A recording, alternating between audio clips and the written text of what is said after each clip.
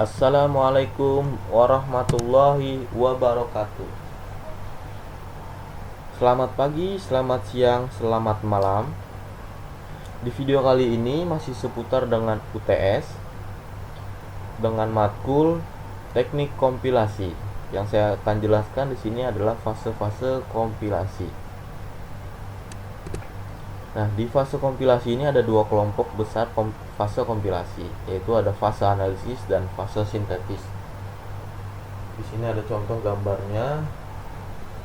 Di fase analisis ini ada lexical analyzer, syntax analyzer, dan semantic analyzer. Untuk fase sintetis ini ada intermediate code generator, ada code optimizer, dan code generator. Nah, kita lanjut ke penjelasannya. Sini saya akan menjelaskan fase analisis dulu. Di fase analisis ini ada lexical analyzer. Pada compiler, lexical analyzer biasa disebut juga sebagai scanner. Lexical analyzer adalah tahapan pertama yang dilakukan pada compiler. Proses yang dilakukan pada tahapan ini adalah membaca program sumber karakter per karakter. Satu atau lebih karakter ini dikelompokkan menjadi suatu kesatuan mengikuti pola kesatuan kelompok karakter atau token yang ditentukan dalam bahasa sumber dan disimpan dalam tabel simbol. Sedangkan karakter yang mengikuti pola akan dilaporkan sebagai token tak dikenal. Nah, di sini ada syntax analyzer. Setelah tahapan lexical analyzer, berikutnya adalah tahapan syntax analyzer atau biasa disebut juga parser. Pada tahapan ini, token yang didapatkan dari hasil lexical analysis diurutkan atau disusun lalu dikelompokkan ke dalam suatu struktur tertentu secara spesifik. Yang ketiga ini ada semantic analyzer. Pada tahapan syntax analyzer selesai, berikutnya ada tahapan semantic analyzer.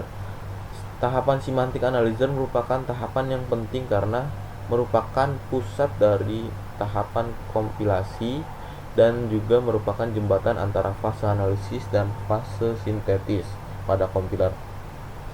Nah, pada tahapan ini program sumber akan diperiksa untuk mencari kemungkinan kesalahan semantik dengan cara memanfaatkan struktur hierarkikal yang dihasilkan dari tahapan syntax analyzer.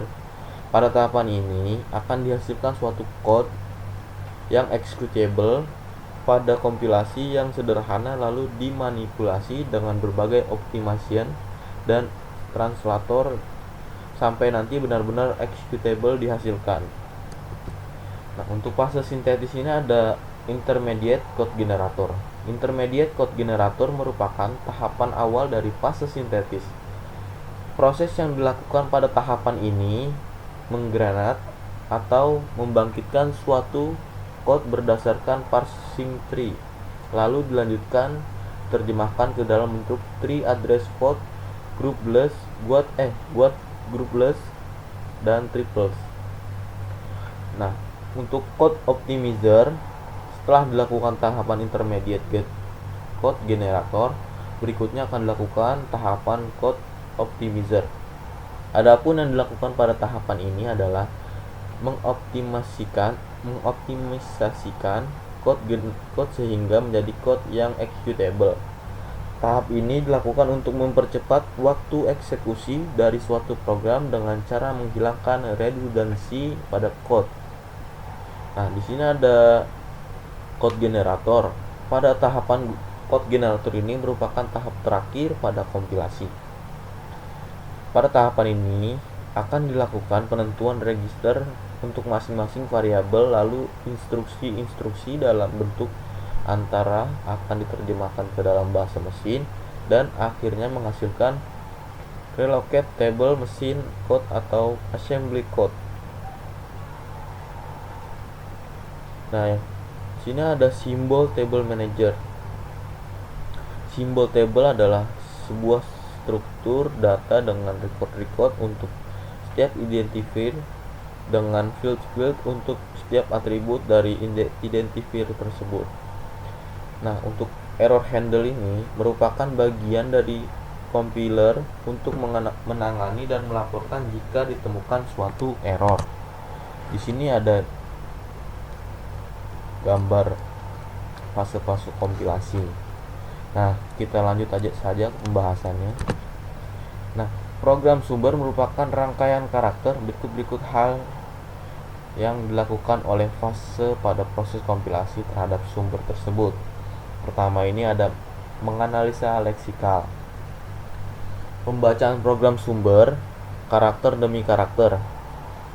Sederetan satu atau lebih karakter dikelompokkan menjadi satu kesatuan mengacu kepada pola kesatuan kelompok karakter atau token yang ditentukan dalam bahasa sumber. Kelompok karakter yang membentuk sebuah token dinamakan lexeme untuk token tersebut. Setiap token yang dihasilkan disimpan di dalam tabel. Sederetan karakter yang tidak mengikuti pola token akan dilaporkan sebagai token tak dikenal. Nah, di sini ada contohnya. Kita lanjut ke kedua, ini ada memeriksa kesesuaian pola token dengan aturan sintaks yang dilakukan dalam bahasa sumber, yaitu sintaks analyzer ya.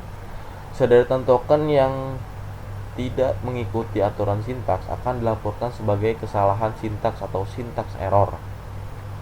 Secara logika, deretan token yang bersesuaian dengan sintaks tersebut akan dinyatakan sebagai pohon parsing atau parse tree. Di sini ada contohnya nih. Di bawahnya bisa kalian lihat ya.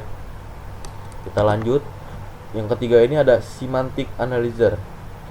Tugasnya itu memeriksa token dan ekspresi dari batasan-batasan yang ditetapkan. Batasan-batasan tersebut misalnya, pertama ada panjang maksimum token identifier adalah 8 karakter. Untuk yang kedua, panjang maksimum ekspresi tunggal adalah 80 karakter. Yang ketiga ini nilai bilangan bulat adalah min 32768 sampai dengan 32767.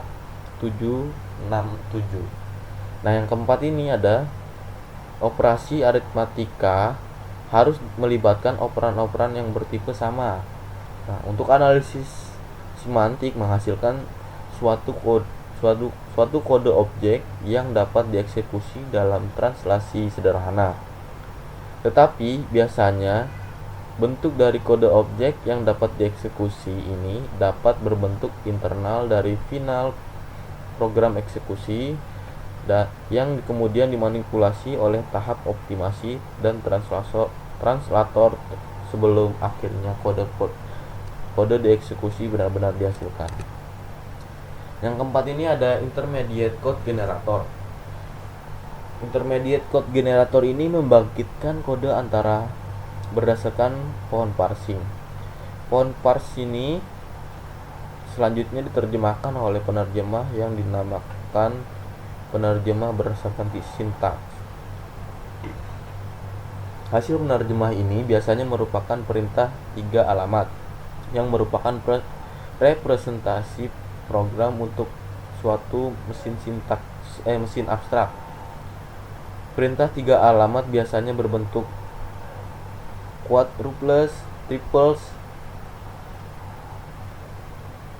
Ekspresi dengan suatu argumen dinyatakan dengan menetapkan arg dengan min atau strip dash. Yang kelima ini ada code optimizer.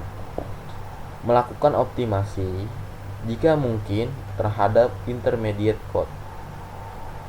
Dilakukan juga pendeteksian suatu ekspresi yang sering terjadi sehingga pengulangan tidak perlu terjadi dan lain sebagainya. Nah, untuk code generator ini membangkitkan kode dalam bahasa target tertentu atau misalnya bahasa mesin.